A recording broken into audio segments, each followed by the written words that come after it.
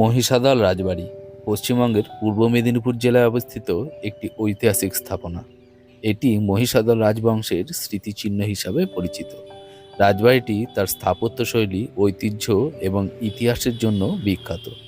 রাজবাড়ির মূল আকর্ষণগুলির মধ্যে রয়েছে প্রাসাদ, ঠাকুর দালান, কাছারি বাড়ি এবং জলাশয়। এই রাজবাড়িতে প্রবেশ মূল্য রয়েছে। টিকিট কাটতে হবে 20 টাকা প্রতি ব্যক্তি। আমার যেহেতু টিকিট আগে কাটা ছিল, তাই আর কাউন্টারের দিকে না গিয়ে আমি সোজা রাজবাড়ির উদ্দেশ্যে যাব। আর হ্যাঁ, এটা একটা রেস্তোরাঁ, আর এই রেস্তোরাঁতেই আমরা দুপুরে লাঞ্চ সারব। মহিষাদল রাজবাড়ির ইতিহাস অত্যন্ত সমৃদ্ধ এবং রহস্যময়। এই রাজবংশের উত্থান, পতন এবং সংগ্রামের কাহিনী আজও স্থানীয় জনগণের মুখে মুখে প্রচলিত। রাজবাড়ির স্থাপত্য, শিল্পকলা এবং সংস্কৃতি নিয়ে রয়েছে অনেক গল্প, যা এই রাজবাড়িকে একটি বিশেষ আকর্ষণীয় পর্যটন কেন্দ্র হিসাবে গড়ে তুলেছে। এই রাজবাড়ি মহিষাদল রাজপরিবারের কেন্দ্রবিন্দু হিসাবে দীর্ঘদিন ধরে পরিচিত।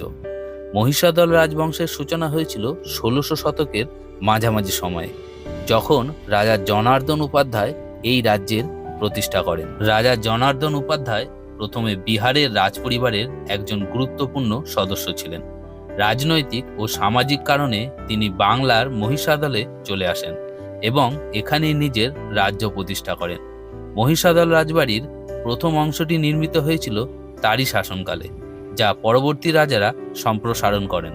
পরে ব্রিটিশ আমলেও মহিষাদল রাজবংশ তাদের শাসন অব্যাহত রাখে, কিন্তু স্বাধীনতার পর মহিষাদল রাজবাড়ি ধীরে ধীরে তার প্রভাব হারাতে শুরু করে। তবে আজও এটি তার ইতিহাস, ঐতিহ্য এবং স্থাপত্যের জন্য পরিচিত। মহিষাদল রাজবাড়ির ইতিহাস বাংলার রাজনৈতিক, সামাজিক ও সাংস্কৃতিক ইতিহাসের সাথে গভীরভাবে জড়িত। রাজবাড়িটির প্রতিটি ইটে, প্রতিটি কারুকার্যে এবং প্রতি ঐতিহাসিক ঘটনার মধ্যে বাংলার অতীতের একটি মূল্যবান অধ্যায় লুকিয়ে রয়েছে। রাজবাড়ি দেখা শেষ করে এবার লাঞ্চ করব। লাঞ্চ করে বেরিয়ে পড়ব বাড়ির উদ্দেশ্যে। আর এই রেস্তোরাঁটির নাম আমার খুব ভালো লেগেছে, রাজার হালে। তাই রাজার হালে খাওয়া দাওয়াটা এবার সেরে নিই। আমার কাছে রেস্তোরাঁর খাবারের মূল্য একটু বেশি মনে হলো, তবে খাবারের কোয়ালিটি যথেষ্ট ভালো ছিল।